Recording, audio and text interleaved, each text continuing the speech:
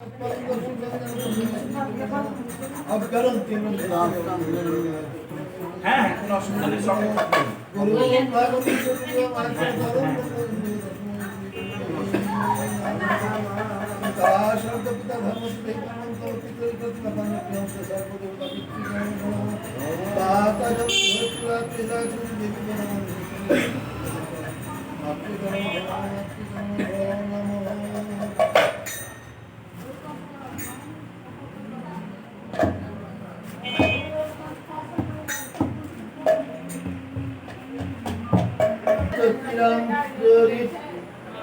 करुणावतीर्ण काल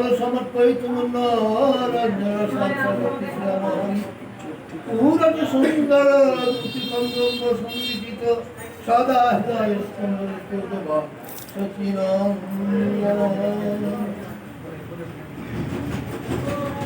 এই শ্লোকের অর্থ হচ্ছে অনর্পিত চরিত্রা বহুকাল পর্যন্ত যা পূর্বে অর্পণ করা হয়নি, কারণ সত্য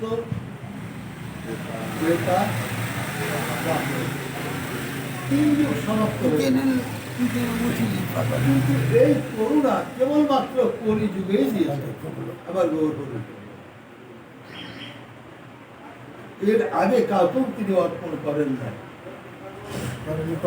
উজ্জ্বল ও রসায়ন উন্নত উজ্জ্বল, অর্থাৎ এই চৈতন্য চরিত্রামৃতের বাণীগুলো উজ্জ্বল, অতি উজ্জ্বল, চাইতে উজ্জ্বল।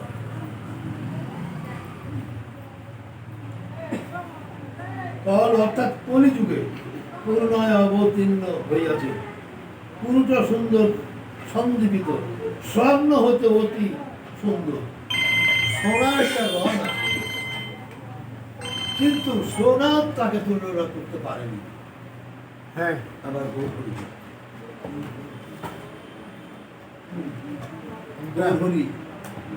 তিনি তাই বলে গেছেন। কোন ক্রমে? আচ্ছা, আজকে দিনে পূজা করুন ছিল জানি না না আরো এ হচ্ছে ভগবান কিভাবে আবার গৌর হরি বিতরণ করলেন ভক্তের কাছে। তাই আমার চৈতন্য চরিত্রামৃতের বিবদ্ধ করেছে ভগবান কিভাবে এই কলিযুগের ভক্তকে কৃপা প্রদান করবে।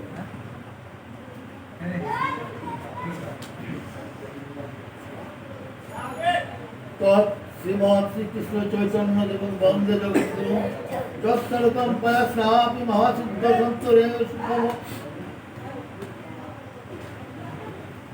জয় জয় কৃষ্ণ শ্রীকৃষ্ণ চৈতন্য গৌরচন্দ্র, জয় দ্বৈত জয় জয় নিত্যানন্দ, জয় জয় শিবাসাদি গৌর ভক্তগণ, সর্বভীষ্ট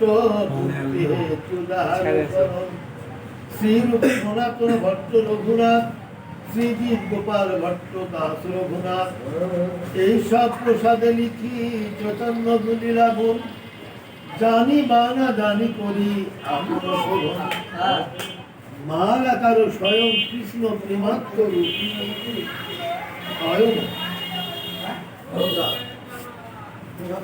প্রেমের অর্থ শব্দ এমনই মধুর মাধুর্যময়, এটাকে যদি আমরা এই কণ্ঠে ধারণ করতে না পারি, আমার ভিতরে যদি প্রেম না থাকে, তাহলে ভক্তির উদয় হবে। আর ভক্তিকে যদি আমি জাগ্রত করতে না পারি, তাহলে আমার উপাসনা হবে। আমি সারাদিন কর্ম যাই করি না, জয় জয় গৌরীতা সাধু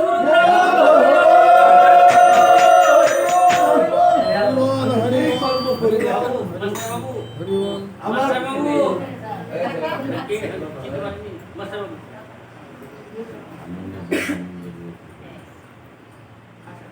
যেই কর্ম করি না কেন ওই মাছটা আমার ওই মাছটা কর্মের মধ্যে যেন স্থির থাকে।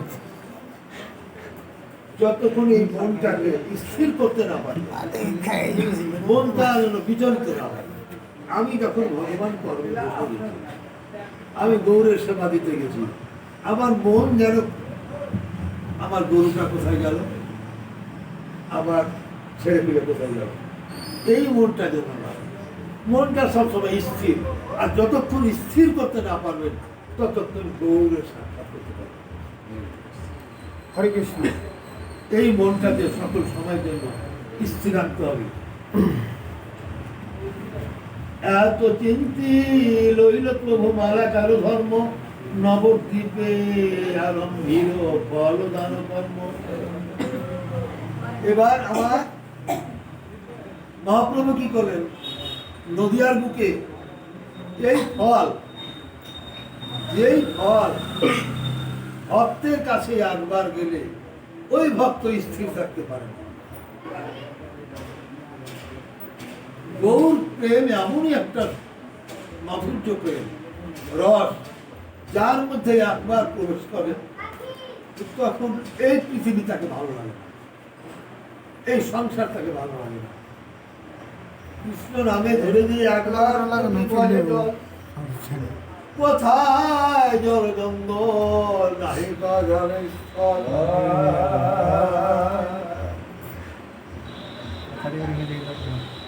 শ্রী চৈতন্য মালাকার পৃথিবীতে আনি, ভক্তি কল্প তরু রপিলা সিঞ্চি ইচ্ছা পানি।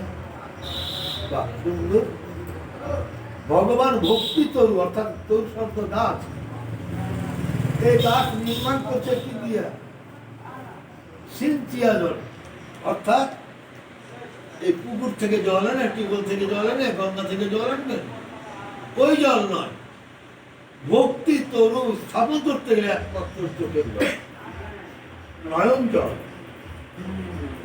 এই নয়ন জল যতক্ষণ আপনি ওই চরণে সমর্পণ করতে না পারবেন, ওই ভক্তি তরুতে দিতে না পারবেন, ততক্ষণ ওই ভক্তি তরু থেকে বীজ হবে না। যেমন গুরুদেব, যারা গুরু নিয়েছেন নিশ্চয় বীজ দিয়েছেন, বীজ মন্ত্র দিয়েছেন। যারা গুরু নিয়েছেন তারা বীজ মন্ত্র দিয়েছে। হ্যাঁ, এই কানে যারা বীজ মন্ত্র দিয়েছে, এই বীজটা অকালে যেন মৃত্যু না হয়। তাহলে এই বীজ থেকে কি হবে? এই বীজকে যদি জীবিত করতে হয় সর্বসময়ের জন্য, এই নয়ন জল প্লাবিত করে ওই বীজকে জাগ্রত করতে হয়। ওই বীজ যখন জাগ্রত হবে তখন ওই বীজের চারা অঙ্কুরিত হবে। মনে করেন একটা ধান লাগালাম, হয়তো ওখানে চারা, কিন্তু গুরু বীজের চারা এমনই যখন অঙ্কুরিত হবে, আস্তে আস্তে যখন বিস্তার করবে ডালপালা, যখনই ডালপালা ওই বৃক্ষের বিস্তার হয়ে যায় তখন সেখানে আশ্রয়। যেমন একটা গাছে ছায়া থাকে, ডাল থাকে, তখন একটা পাখি বসে। যখন তেমনই গুরু বীজের যদি ওই গাছ আপনার উঠে, সেখানে আশ্রয় কারা? সাধু গুরু বৈষ্ণব দ্বারা।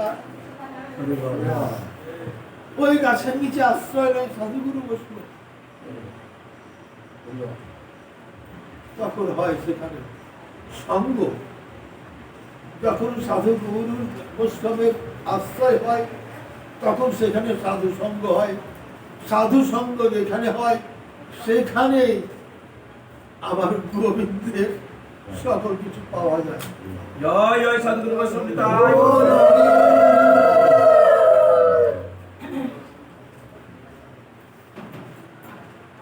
জয় শ্রী মাধবপুরী কৃষ্ণ প্রেমপুর, ভক্তি কল্পতরুতে প্রথম অঙ্কুর। শ্রী ঈশ্বর পরিরূপে অঙ্কুর স্পুষ্ট হইল, আপনে চৈতন্য মালি স্তম্ভ উপদিল। এবার আমার গৌরের স্কন্ধ, অর্থাৎ এই কালটাই হচ্ছে বৃক্ষের গোড়া।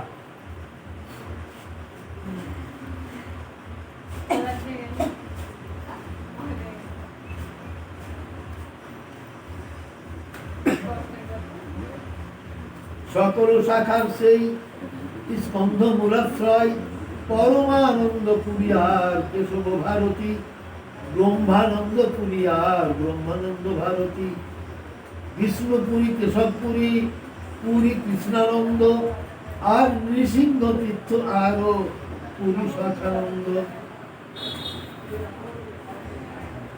এই যে এর আগে একটা নৃসিংহ আবির্ভাব ছিল না, নৃসিংহ অবতার এই উপবাসটা করতেই হবে। যারা জানে না তারাকে জেনে নিতে হয় নৃসিংহ অবতার, এবং স্বয়ং গোবিন্দ সেখানে দিয়েছিল আসছেন। হরে নৃসিংহ কৃষ্ণ। অবতার। যেমন প্রহ্লাদ ঋষি। একদিন ব্যাসদেব করলেন কি, সপ্তখণ্ডে লেখা শেষ করে গঙ্গার কূলে বটবৃক্ষের নিচে বসে যাবে। এবার বসে বসে ব্যাসদেব চিন্তা করছে, আমার জীবনে এমন কোন ভুল হলো, আমার মন কেন বসছে না কর্মে, আমি কেন বারবার বিমোহিত হচ্ছি না। এমন সময় আমার গৌর হরি কি করলেন, তিনি ওখানে একটি পাখিকে পাঠালেন। ওই পাখি করে কি, ওই গঙ্গার জলে ডুব দেয় আর ওই বট গাছে উঠে, গঙ্গা জলে ডুব দেয় এবং বারবার উঠে। এবার ব্যাসদেবের মনে প্রশ্ন জাগলো, ছোট্ট পাখিটি বারবার জলে ডুবছে আর ওই গাছের উপর উঠছে কেন? পাখিকে ডাকছে, ও পাখি শোনো এদিকে। পাখি তার সামনে এসে পাখা বিস্তার করে এসে বসলো। এবার গোবিন্দ এই পাখির গুলি খুলে দিল। এবার বলছে, ব্যাসদেব কিছু বলবে? বলে, হ্যাঁ বলবো পাখি। তুমি বলো তো, তুমি এই জলে ডুবছো আবার ওই গাছে উঠছে, কারণ কি, এর অর্থ কি? তখন ওই পাখি বলল, এই সরোজ গঙ্গার জল আমি সমস্ত তুলে ওই বটবৃক্ষে উঠিয়ে দেব। এবার ব্যাসদেব হাসলেন, পাখি এই সরোজ গঙ্গার জল তুমি সম্পূর্ণ তুলে বটবৃক্ষে উঠাবা, এও কি সম্ভব? এও যদি সম্ভব না হয় তাহলে ব্যাসদেব তোমার কি সপ্তখণ্ডে লেখা সমাপ্ত হয়েছে? যদি এই বটবৃক্ষের সমস্ত ডাল কেটে কলম তৈরি করা হয়, সরজ গঙ্গার জল যদি টালি করা যায়, তাহলে আমার গৌরের নীলা লেখা শেষ হবে না। জয় জানি তাই গৌর সীতারাম। তাই তিনি বললেন, তখন ব্যাসদেবের ভ্রম ভেঙে গেল। না, আমি চলে যাবো। পুনরায় আবার লিখতে বলল। ব্যাসদেব পুনরায় তিনি আবার লিখতে লাগলেন, এই নব মূলনিত শির বৃক্ষ মূলে, এই নব মূলে বৃক্ষ করিল নিস্তরে, মধ্যমূল পরমানন্দ পুরী মহাবীর, অষ্টদিকে অষ্টমূল বৃক্ষ প্রদৈত্যী। এবার চতুর্দিকে যেন ডাল ফুলে গেল, ডাল ফুলে ফলে ভর্তি হয়ে গেল।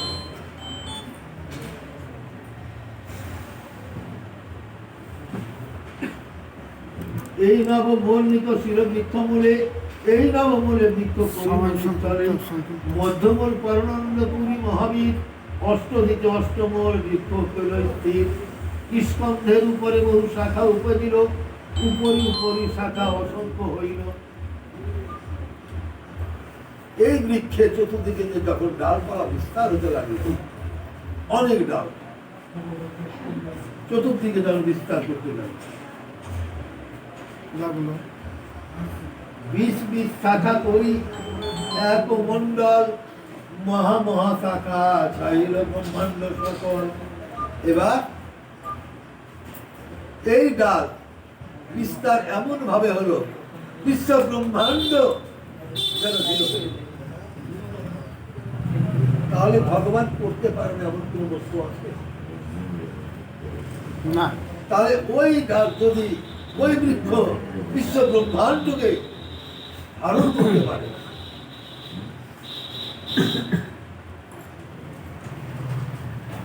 এত তো শাখা উপশাখা শত শত, যত উপদিল শাখা দেব নিবে কত, মুক্ত মুক্ত শাখা গণের নাম অগণন, আগে তো করিব শুনো বৃক্ষের বর্ণন।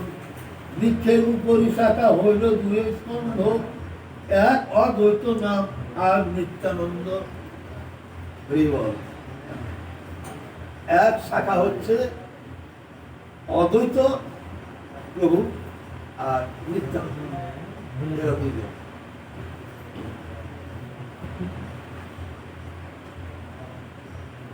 আমি আছি গো। নামটা হচ্ছে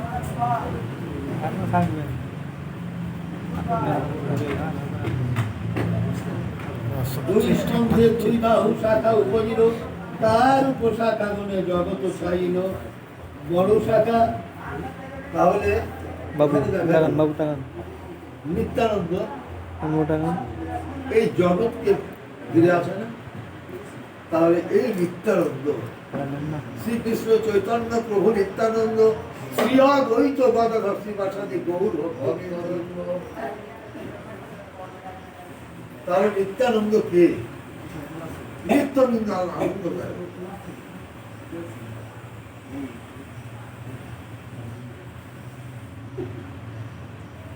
উড়ম্বর শিষ্য প্রশিষ্য আর উপ শিষ্যগণ, জগত ব্যাপিল তার নাহিক বর্ণন। উড়ম্বর বৃক্ষে রয়েছে ফলে সর্ব অঙ্গে। উড়ম্ব ফল কেউ খেয়েছেন? কেউ ভক্ষণ করেছেন? উড়ম্বর, তাহলে উড়ম্বর ফল কাকে বলা হয়? এই ফলটা হচ্ছে, এখানে মনে হয় সবাই এটা ভক্ষণ করেছে। উড়ম্বর ফল, সেই ফল হচ্ছে ডুমুর। ডুমুর কোনদিন শাখার বাইরে আছে না, গাছের ফলের সঙ্গে লেগে থাকে। ডুমুর ফলটা সবসময় গাছের সঙ্গে লেগে থাকে না, তদ্রূপ ডুমুরের উপরে কি ফুল আছে, তো তার ফুলটা ভিতরে কেন? আগে ফুল হয় পরে ফল হয়, কিন্তু ওটা আগে ফল পরে ফুল। তাই গোবিন্দের এই বৃক্ষে আমরা ওই নাম জপতে জপতে যেন ওই বৃক্ষের সঙ্গে লাগতে পারি।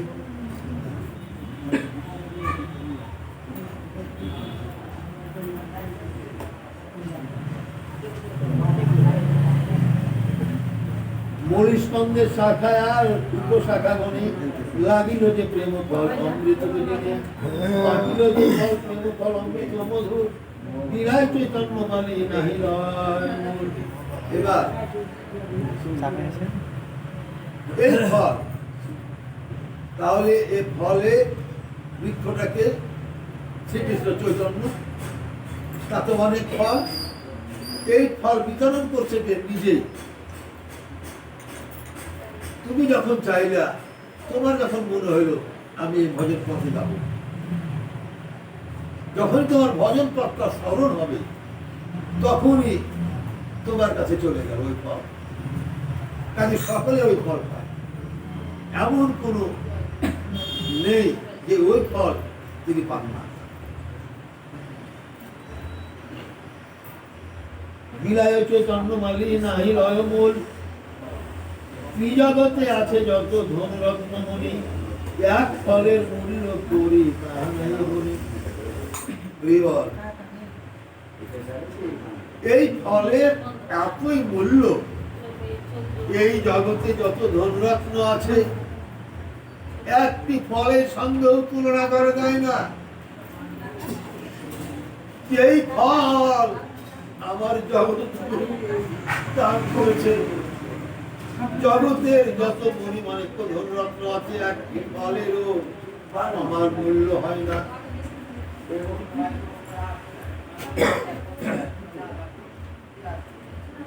মাগে বানা মাগে কেহ পাত্র অপাত্র যার বিচার নাহি গানে মাত্র অঞ্জলি অঞ্জলি ভরি ফেলে চতুর্দিকে দরিদ্র কুলায় খায় মালা কারো হাসে এবার তিনি বললেন কি যখন ভক্তগণ সবাই চলে আসে যেমন সনাতন কীর্তন করে যখন আর সামনে ভক্ত দেখতে পায় অনেক ভক্ত সমাগম হয় তখন তার মনে হয় এই ভক্তকে আমি কিছু দিব এবং আমি কিছু দিব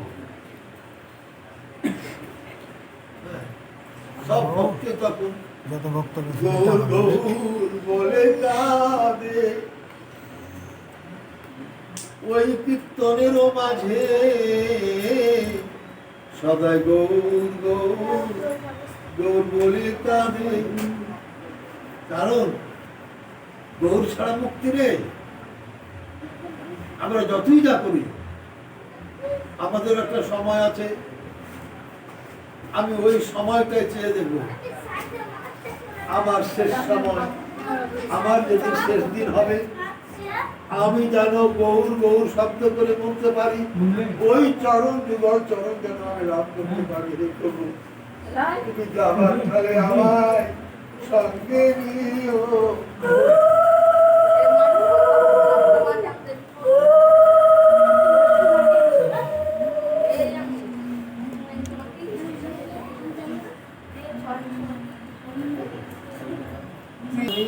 এর ফলে বলতে তাহারাই বলি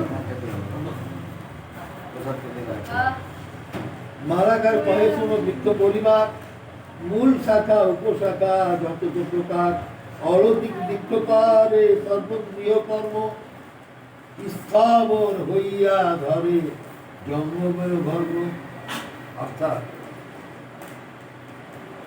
এই জগতে সৃষ্টিকর্তা সৃষ্টি করেছে কেন ভগবানের কি এমন প্রয়োজন ছিল ভগবান যেমন যেদিন আমার চৈতন্য আমাদের বাংলাদেশ শ্রীহট্ট থেকে ফিরে যান সেদিন ঘাটের উপর দাঁড়িয়ে ছিল শ্রীবাস এবং তার মা যখন নদিয়ার ঘাটে শ্রীবাস এবং তার মা দাঁড়িয়েছিল তখন কিন্তু লক্ষ্মীপ্রিয়া জীবিত ছিলেন না তাই বারবার জিজ্ঞেস করছে চৈতন্য শ্রীবাস কাকু আপনি বলেন তো এই নদিয়ার বুকে কি হয়েছে আপনি এত বিমর্ষ কেন আপনার চোখ দিয়ে বাড়ি বইছে কেন জল বইছে কেন নিশ্চয় নদীতে কোনো ক্ষতি হয়েছে তখন শ্রীবাস বলছে চলবে তুমি জানো না ভাই তুমি জানো না যে ক্ষতি হয়েছে সেই ক্ষতি পূরণ করার মতো যা ওই যে তোমার মা দাঁড়িয়ে আছে তুমি তাকে দিতে পারো এবার দুই একবার করতে করতে মায়ের কাছে গেল মা সজি দাঁড়িয়ে আছে বিবাহকে কণ্ঠে ধারণ করে কাঁদছে আর বলছে বিবাহ তুই কেন আমায় ছেড়ে চলে গেলি তখন বললো মা আমার লক্ষ্মী প্রিয়া কেমন আছে তখন শচী মা আবার সহ্য করতে পারেনি বিবাহকে পক্ষে ধারণ করে বলছে মা আমি যে আর কিছুই বলতে পারছি না তো লক্ষ্মী প্রিয়া তো মা তুমি কাঁদছো যদি কাঁদতে হয় মা তুমি কি বলে কাঁদছো না তুমি কাঁদতে হয়তো মা কৃষ্ণ বলে কাঁদো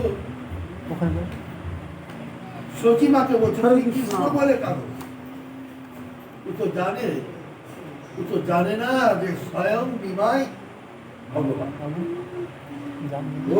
এটা মাকে তার জানতে দিল তার জন্য তার মাকে বলছো মা যদি কাঁদতে হয় তাহলে কৃষ্ণ কৃষ্ণ কৃষ্ণ বলে যার নাম নিলে কাঁদলে এই জগতে তুমি রবে কৃষ্ণ কৃষ্ণ বলে গাবো। তাই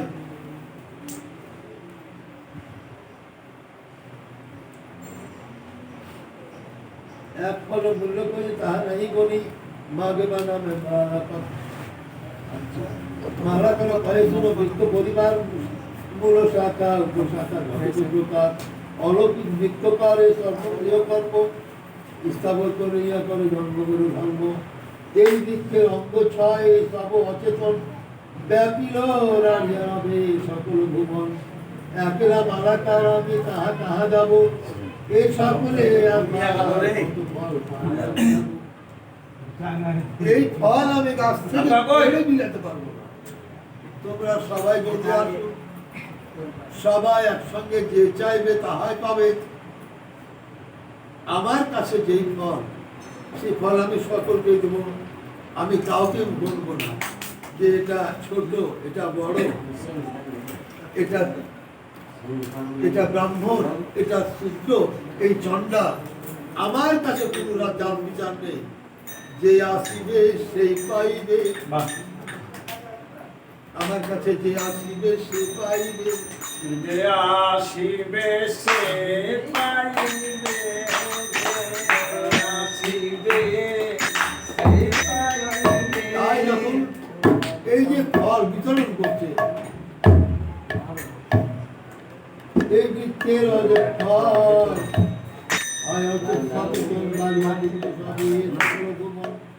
একেলা মালাকার আমি তাহা তাহা যাব। একেলা কত ফল পাড়িয়া বিলাবো। একেলা উঠাইয়া দিতে হয় পরিশ্রম। কেহ পায় কেহ বা না পায় রহমনভ্রম।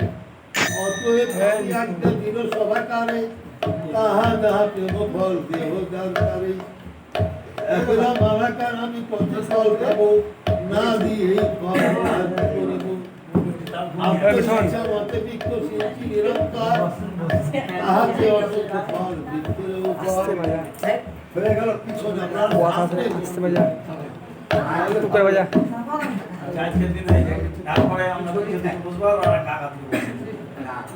অতএব সবে ফল দেহ জানে জানে খাইয়া খাবো জগত বলি আমার হবে সুখী হইয়া তোমার ভারত ভূমিতে হইল মানুষ জন্মজাত জন্ম সার্থক আমরা যারা এই যে গরুর জন্য এই জন্মেছি, আমাদের জীবন ধর্ম এই যে গরুকে কথা কথা বলি যে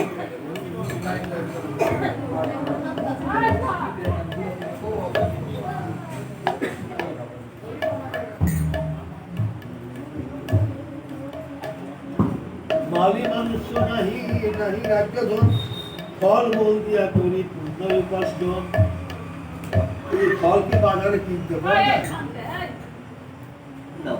ফল এই আবার গোবিন্দের ফল বাজারে কিনতে পারবে পাবেন না। আপনি পৃথিবীর সব কিছু শেষ করলেও পারবেন, কেবলমাত্র পারবেন একমাত্র গোবিন্দ চরণ।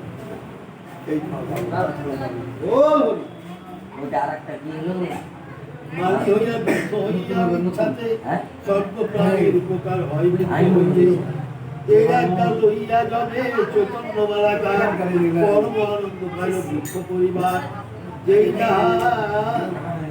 যাহা তাহা দান করে কোন ফল, তারে মত হইল সাধন। এবার আমার মহাপ্রভু বললেন, আমার এই ফল যে পেয়েছে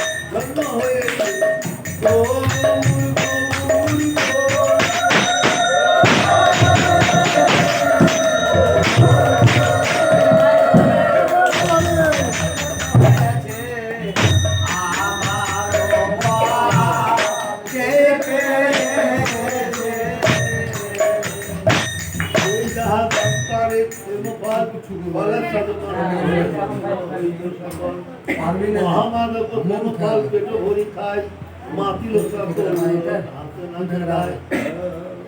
এবার ওই গাছতলা ওই যে ফলের গাছ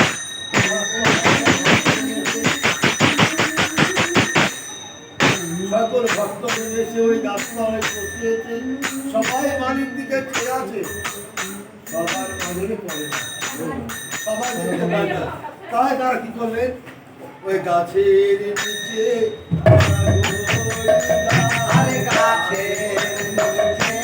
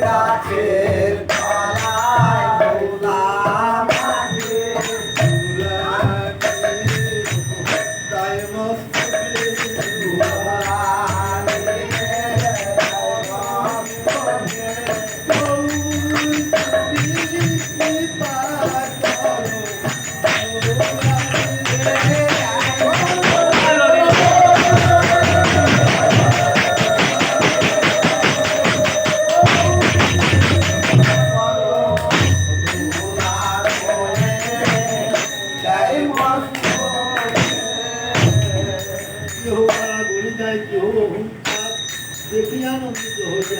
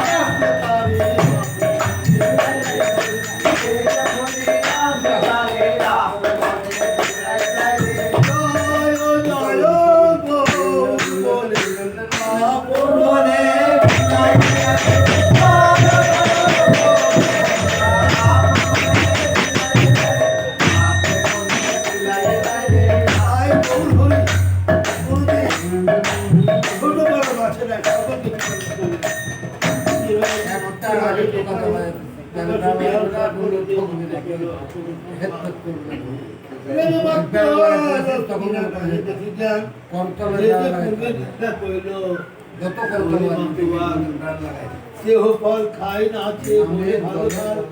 এই তো কহিল প্রেম এই তো কহিল প্রেম ফল এবে শুনো ফল দাতা যে যে সাকার শ্রীরূপ সোনাথ শ্রীরূপ রঘুনাথ পদে দারুয়াত চৈতন্য চরিত্র নিব হরে কৃষ্ণ জয় জয় চন্দ্র চৈতন্য চৈতন্যকে আদি ভক্তি কল্প নাম নবম পরিচ্ছদ গুরু শ্রীকৃষ্ণ চৈতন্য ওরে জয় জয় জয় গুরু শ্রীকৃষ্ণ চৈতন্য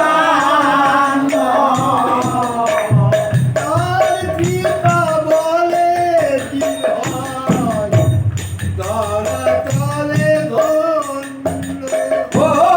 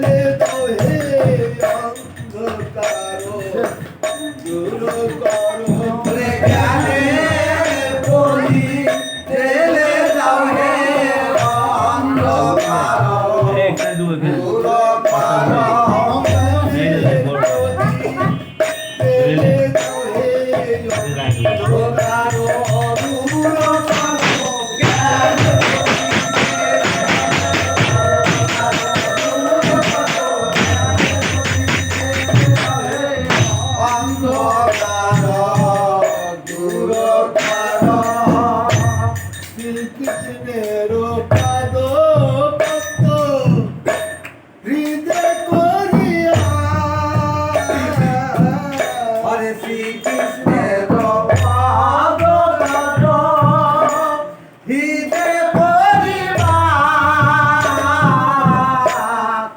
তত্ত্ব প্রকাশিল দীন কৃষ্ণ দাস।